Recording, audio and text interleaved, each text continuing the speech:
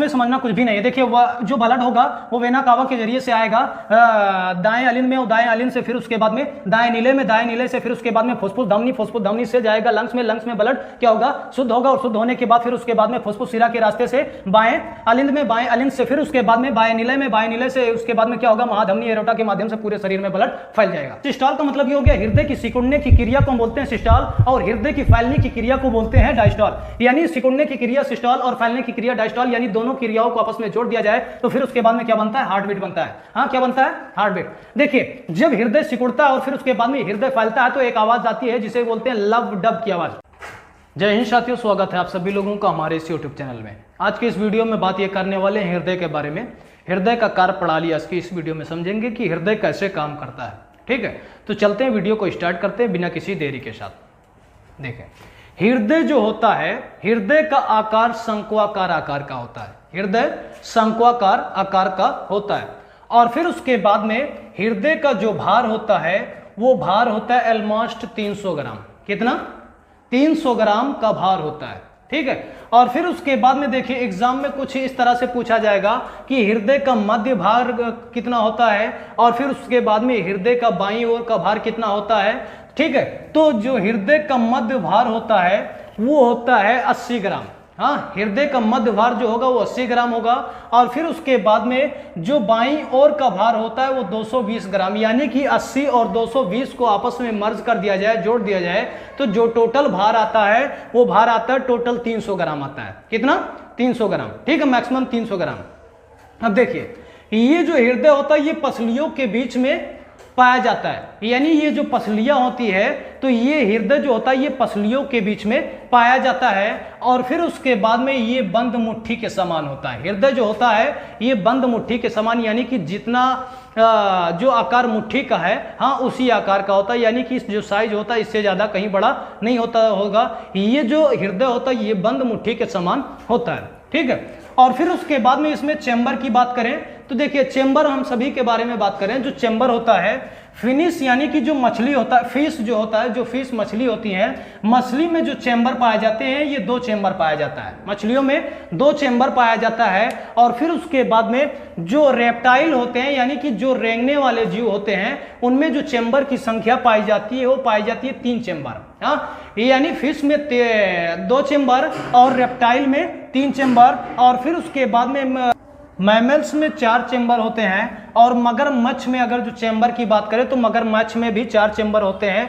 देखिए एग्जाम में हमेशा पूछा जाता है कॉकरोच में कितने चेंबर होते हैं। कॉकरोच में, ये बहुत इंपॉर्टेंट क्वेश्चन है, हमेशा पूछा जाता है कॉकरोच में कितने चेंबर होते हैं। तो जो कॉकरोच में चेंबर की संख्या होती है वो 13 चेंबर होते हैं। कॉकरोच में 13 चेंबर होते हैं। ठीक है, तो देखिए इससे पहले वाली वीडियो में हमने धमनी और फिर उसके बाद में शिराओं के बारे में बताया कि धमनी क्या होता है और फिर उसके बाद में शिरा क्या होता है। बस इसमें हल्का से हम देख ले रहे हैं क्योंकि अभी हमें धमनी और शिरा के बारे में थोड़ा थोड़ा पढ़ना है। ठीक है, तो देखिए जो धमनी होता है इसमें शुद्ध रक्त हृदय से अंगों की ओर जाता है। धमनियों में क्या होता है कि शुद्ध रक्त जो होता है ये हृदय से अंगों की ओर जाता है, और जो शिराएं होती हैं अशुद्ध रक्त जो होता है ये हृदय तक ले जाता है। हाँ, शिराएं क्या काम करती हैं, अशुद्ध रक्त को हृदय की ओर लेकर जाती हैं। ठीक है, तो देखिए ये चीज हो गया, समझ में आया।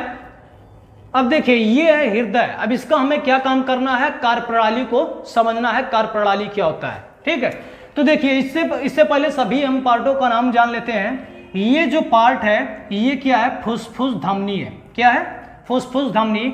और फिर उसके बाद में देखिए जो मनुष्य का हृदय होता है उसमें 4 चेंबर होते हैं। 4 चेंबर होते हैं। एक होता है लेफ्ट अलिंद और दूसरा होता है राइट अलिंद, और जो नीचे का हो गया, और नीचे का क्या हो गया, लेफ्ट निलय, और फिर उसके बाद में राइट निलय। यानी जो चेंबर का मतलब हो गया कमरा। हाँ, यानी कि जो कमरों की संख्या होती है 4 कमरे होते हैं। एक होगा लेफ्ट अलिंद, दूसरा राइट अलिंद, और जो नीचे का है वो क्या हो गया, लेफ्ट निलय, और फिर उसके बाद में राइट निलय। ठीक है, तो 1 चेंबर, 2 चेंबर, 3 चेंबर, और फिर उसके बाद में 4 चेंबर। तो ये क्या हो गया, राइट अलिंद, और ये क्या हो गया, लेफ्ट। एक तरफ लेफ्ट भी लिख दे रहे हैं ताकि समझने में आसानी हो, लेफ्ट। और इधर क्या हो गया, ये राइट का हो गया, RIGHT, ठीक है, राइट। तो देखिए ये राइट साइड हो गया, ये लेफ्ट साइड हो गया, ये क्या हो गया, लेफ्ट साइड का अलिंद हो गया, और ये क्या हो गया, राइट साइड का अलिंद हो गया, और फिर उसके बाद में ये क्या हो गया, राइट साइड का निलय हो गया, और ये क्या हो गया, राइट साइड का और लेफ्ट साइड का निलय हो गया, ठीक है। यानी 4 चेंबर होते हैं, फर्स्ट, सेकंड, थर्ड और फोर्थ। तो ये चीज समझ में आया, 4 चेंबर। अब चारों में समझते हैं ब्लड के बारे में। तो पहले इस चीज का स्क्रीनशॉट ले लो और फिर उसके बाद में आगे फिर समझाते हैं।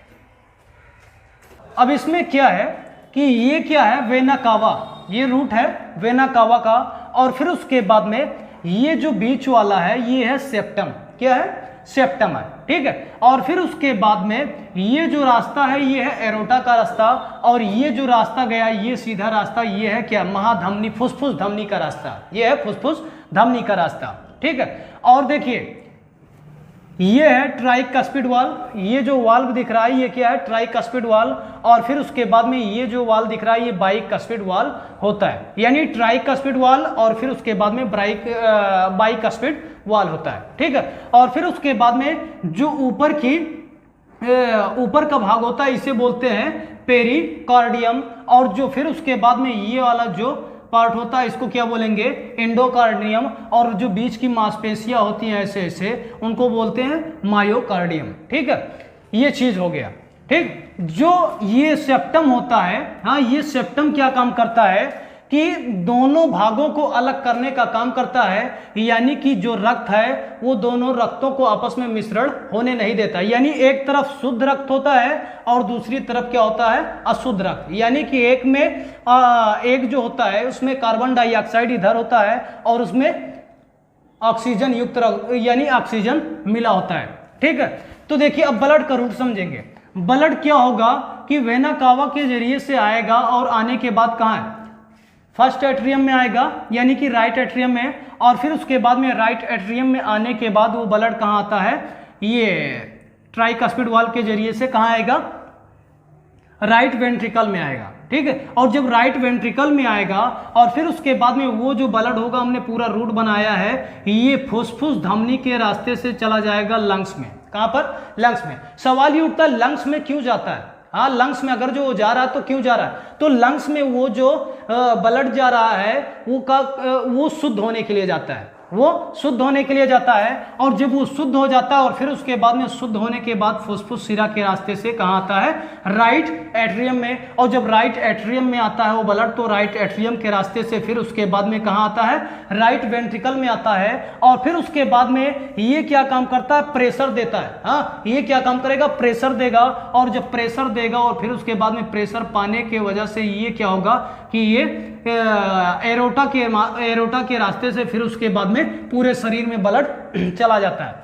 देखिए इसमें हमने 4 वाल का प्रयोग किया है, ये क्या हो गया, ट्राइकस्पिड वाल, और फिर उसके बाद में ये क्या हो गया, बाइकस्पिड वाल, और ये जो है ये क्या होता है कि पल्मोनरी वाल होता है, ठीक है। और फिर उसके बाद में एक एरोटिक वाल्व हो गया, ये वाला जो वाल्व हो गया ये हो गया एरोटिक वाल्व, एरोटिक वाल्व, ठीक है। अब देखिए जो ब्लड होगा वो ब्लड क्या काम है कि जी जैसे ये इस रास्ते से ब्लड आया और आने के बाद फिर उसके बाद में ये क्या होता है कि जो ट्राइकस्पिड वाल्व होता है ये बंद हो जाता है, और बंद इसलिए बंद होता है क्योंकि ब्लड जो है फिर उसके बाद में कहाँ, फुसफुस धमनी के रास्ते से लंग्स में जा रहा है। तो देखिए बंद इसलिए होता है क्योंकि अगर जो ये बंद नहीं होगा तो ब्लड क्या होगा, फिर वापस जाएगा, तो ऐसा होना नहीं चाहिए, इसी वजह से क्या होता है, बंद हो जाता है। और फिर उसके बाद में ये जब ब्लड इस तरह ऊपर जाएगा फिर उसके बाद में ये जो वाल्व होगा ये खुल जाता है और फिर उसके बाद में ब्लड ऊपर लंग्स में चला जाता है, और जब ऑक्सीजन मिल जाता है ब्लड में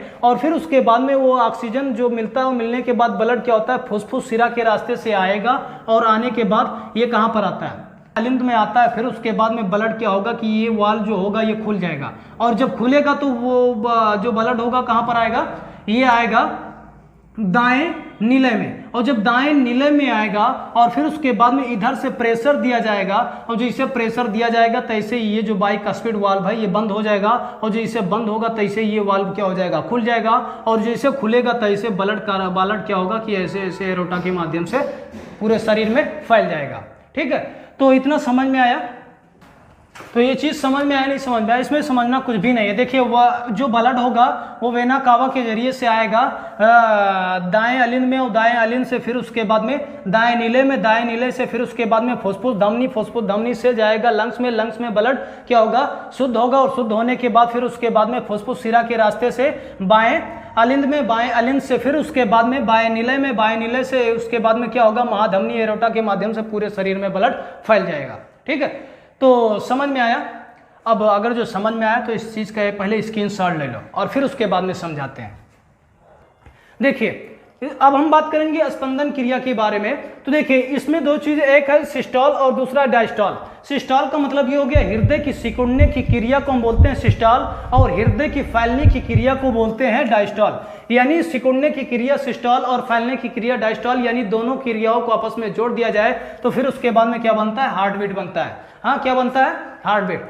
देखिए जब हृदय सिकुड़ता है और फिर उसके बाद में हृदय फैलता है तो एक आवाज आती है जिसे बोलते हैं लव डब की आवाज। क्या बोलेंगे, लव डब की आवाज, लव प्लस डब की आवाज। हाँ, यानी हृदय की सिकुड़ने और फैलने की क्रिया में एक आवाज आती है जिसे बोलते हैं लव डब की आवाज। ठीक है, लव डब की आवाज।